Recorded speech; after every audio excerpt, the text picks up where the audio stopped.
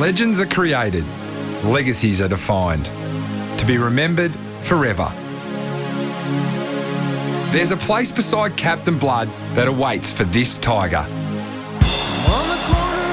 The Richmond organisation, all of our staff, and all of my teammates and coaches, we did it.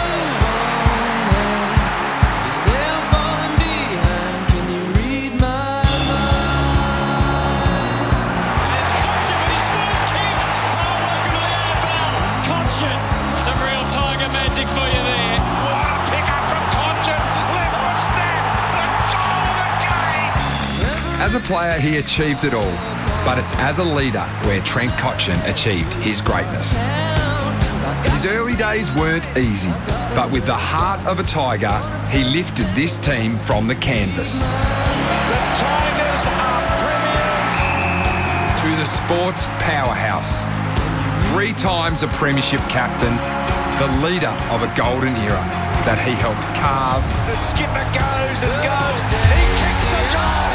Create. What a leader he is. And construct.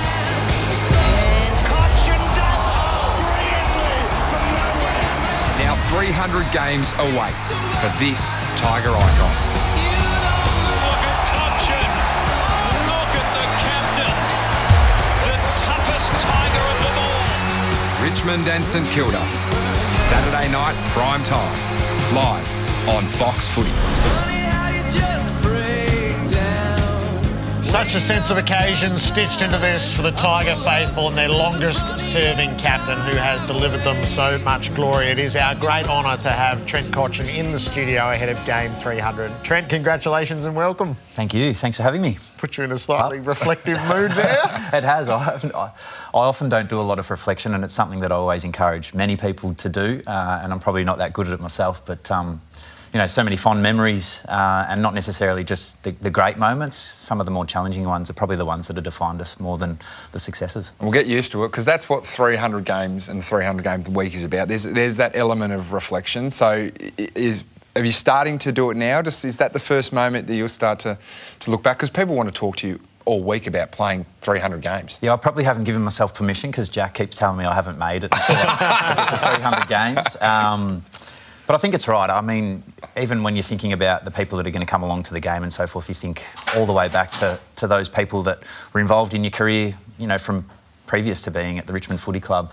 And there's so many people that you'd love to thank and show appreciation for what they've given you across a long period of time. And I'm just really excited about, you know, giving back to those fans that have been there for our whole journey. And, you know, I'm one of those people that doesn't necessarily like it to be about me, so I'll definitely be parking that and pushing the celebrations onto the wider and make it a club thing. So why 300 matters so much is because it speaks of longevity and excellence. So when you think back to the lad who was drafted at pick 2 in 2007, I think Emma Quayle wrote that great book as, I don't know whether you could quite see yourself in for the long haul, and yet here you are.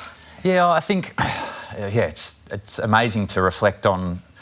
I remember having a conversation with Basher Hooley when he first got to the footy club, and I was like, mate, if we happen to play 150, 200 games, like, that'd be an incredible feat in itself. It's something that I never dreamed of, being a youngster coming into the footy environment, and, you know, to play 100 more than that is really unique. And I look at this bloke every week, and I know that he's played, I think, 339 now, and I just can't even fathom playing another 40 games. So, yeah, it's amazing to be part of such a special club for such a long period of time, and so many memories created. What sort of, I mean, I know what it means to me, but to come through and obviously play in Shane Edwards' 300th last year, sorry, Dustin on the cusp of playing 300 games, just to be clustered together with that group of players that are going to have that success and have that milestone together. What does that mean to you as well? Yeah, it's huge, and probably that's what I've put. It's never been a focus of mine to make it to 300, but I think at the back of my mind has been to share that with yourself and Shane, and we've been on the journey for so long together, and obviously Dusty's really close, but also, you know, a couple of our Tiger greats that are also in the 300 club is really unique, special, and something that it's bizarre. I'm humbled and really grateful for the opportunity to be in the same list of people that I've admired for a long period of time. You've captained the club for the most amount of games. I want to take you back a decade when you first found out you were going to be captain of an AFL club. Could you imagine in your wildest dreams it was going to be the journey that eventually panned out? Yeah, probably not. I remember the first comment I said to Chris Newman at the time. I said, mate, I'm just honoured for the opportunity. He said, it's not an honour, mate, it's a responsibility. And no words could have been spoken true of the role that there is in leading an AFL footy club, the pressure that comes with it, but also just the responsibility. And I think the greatest lesson for me has been, and we've obviously been on that journey together, being a great leader is absolutely got nothing to do with you. It's actually got about getting the best out of others. And I think that our group has really focused on that, and I've just been very lucky to have a number of special people around us that have made my job easier when I was captain, but also just the club, the special place that it is and was.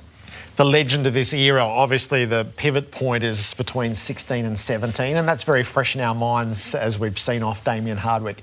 Is your career split into those two periods, the prior to 2017 and the what happens next? Yeah, I'd be interested on your thoughts, Jack. I think, you're part of a team and an organisation, and you think being, touted as one of the better players in the team, you feel like that's all that matters, and you put so much pressure on yourself to perform week in, week out. I think the greatest lesson was that the impact that we could have on others while still, performing at our best and doing our role for the group. But I remember sitting down with Jack and having a coffee with him at the end of 2016, and the conversation we had was literally, how can we provide an environment or help create an environment that's going to give the Daniel Riolis, who was going into his second year, the best opportunity to win a premiership, which is something that we probably had come to the realisation that wouldn't happen in our careers. And personally, so there's a personal epiphany, if you like, in that? Yeah, I suppose it's the moment that I think I always thought I knew myself, but I think I went on a journey personally and really understood who I was and what I stood for as a person, as a player, as a father and as a captain. And, I've lived a very happy life since then. Well, I'm going to ask this question. It's written here in the rundown. Do they ever really get sick of each other? Well, you'd certainly get sick of me, but this man here, he's very, very, I won't say perfect, because perfect is something that you never achieve, Gerard, but I mean, to look back on your career now, and as mentioned off the top of the show, 300 games is really the cherry on the top of what's been an AFL Hall of Fame career. When I say that to you, how does it make you feel? Uncomfortable.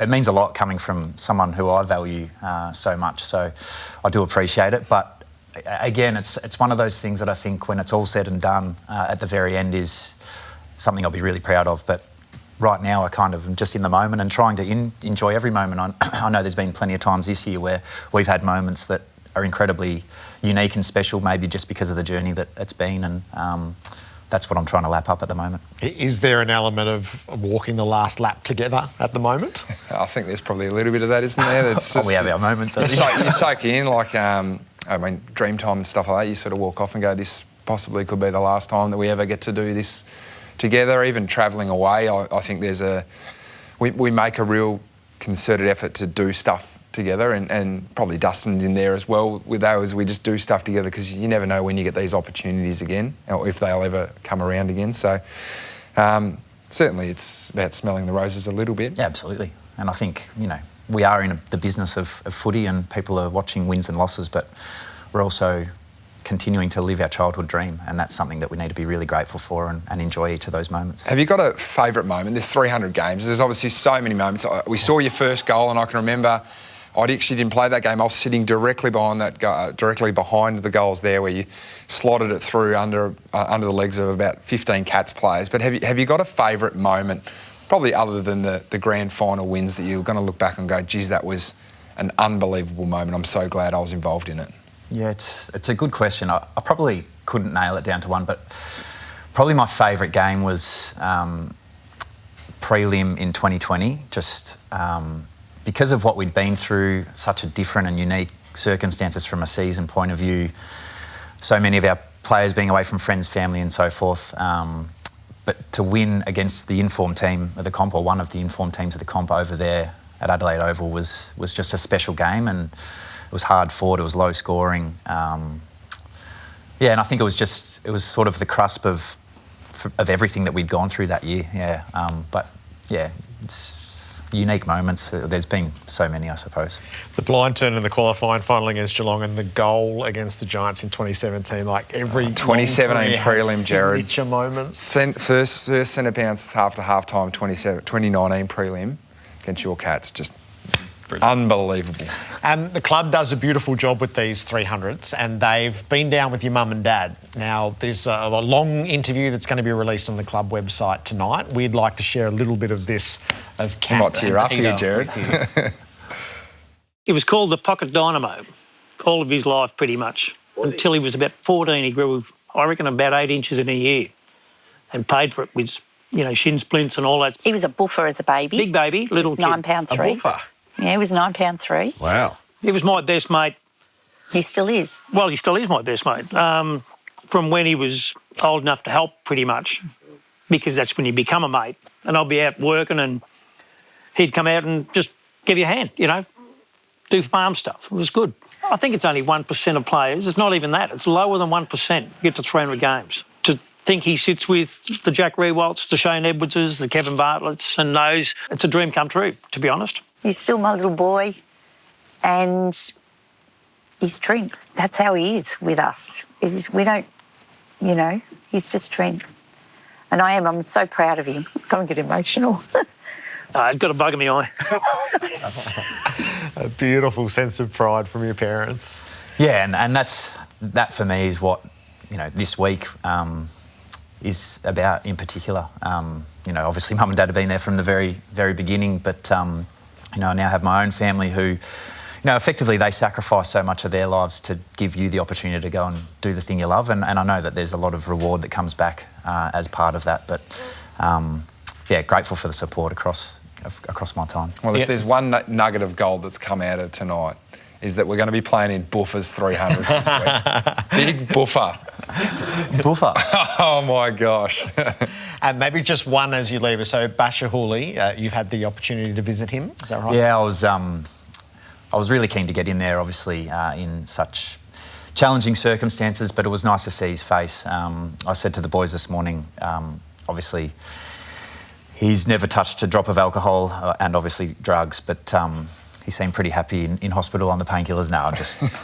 Just doing. He's had an operation today, so I haven't had an update since him coming into recovery, but he was in reasonable spirits yesterday, and obviously our wishes are with both he and his family members. You'll carry all of our wishes on Saturday night, so the very best of luck with it. Enjoy it. It's such a glittering career. I hope you do take it in at some stage and the sense of satisfaction and pride that should come with it. Thanks, Gerard. Appreciate it. Good on you.